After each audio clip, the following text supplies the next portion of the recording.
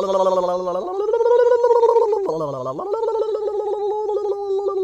day, good day, good day, good day, good day. Good morning, good morning, good morning. This morning we're going to make a Bromeliad dish gardening. So watch out.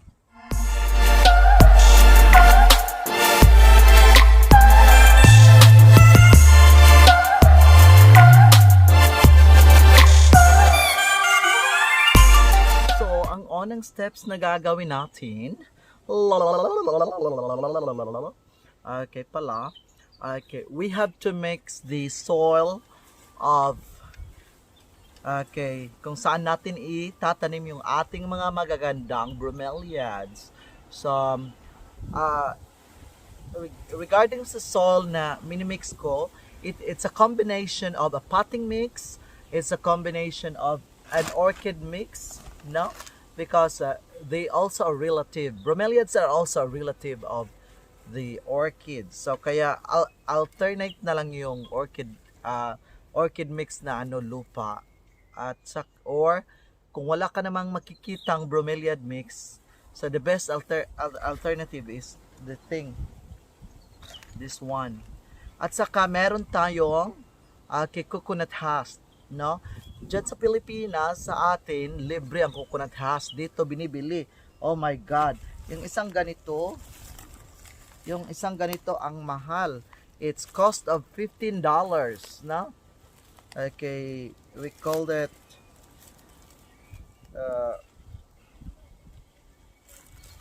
ano bang tawag dito? Okay, we called it queer feed and mulch, no? Pero ano good oy siya? Bonot, kailan mo bonot? bonot salabay.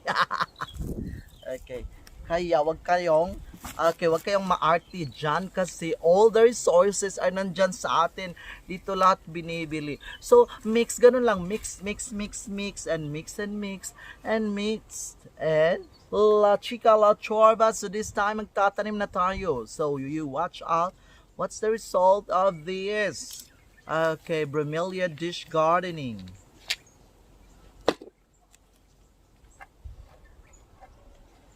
So, ito pala yung mga pops ko. Okay.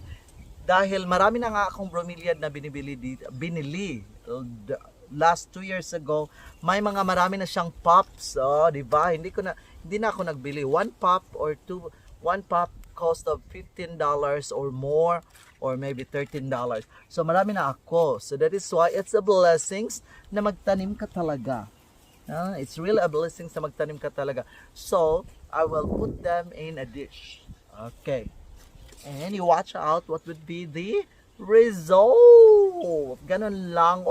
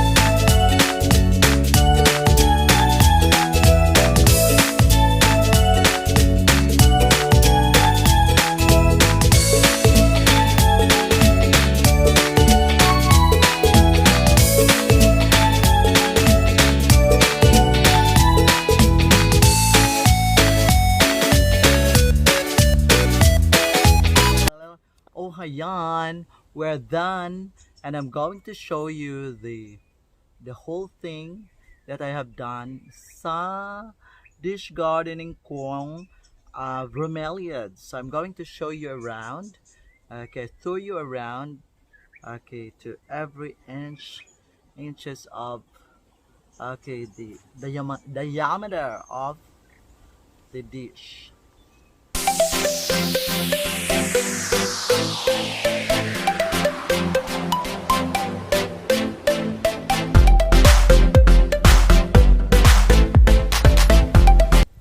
So this is now our finished product. Tereng. So by the way, before I forgot, when you do a dish gardening for whatever plants you have, or if it's succulents, if it's tropical plants and whatsoever, don't forget to always apply the elements of design, the principles of design, like harmony, the color, texture. So I'm going to tour you around.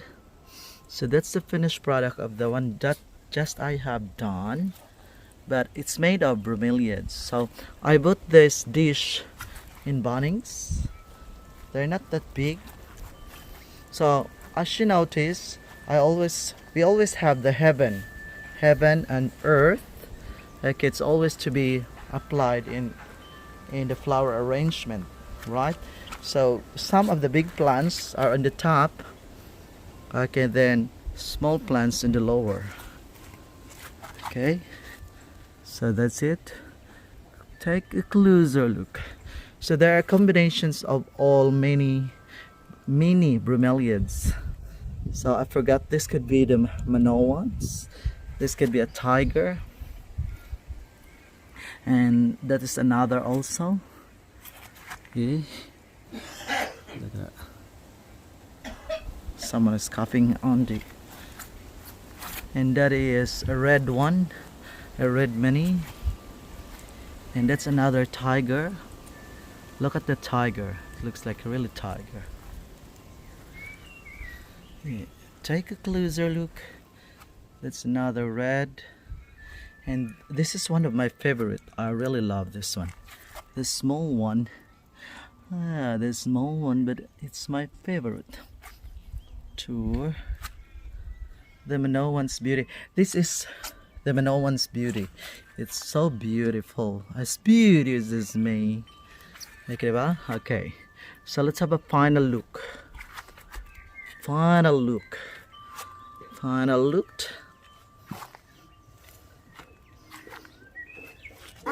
So when you do designs, it should be in all three. Okay, what is that? That's the word. Three-dimensional. So when we have the design in here, design, it should be three-dimensional. It's not only one way facing, but three-dimensional. 3 dimensions. There is a beauty in every corner. So that's it. It's lovely. It's lovely. And I also finishes it with a combination of stones and fables to make it neat, no? Parang neat yung work nyo. Oh, you see? So that's a sort of happiness, right? That's a sort of happiness. That's a sort of hobby. Okay, nung hindi pa ako nagbablog, I really do a lot of my gardening.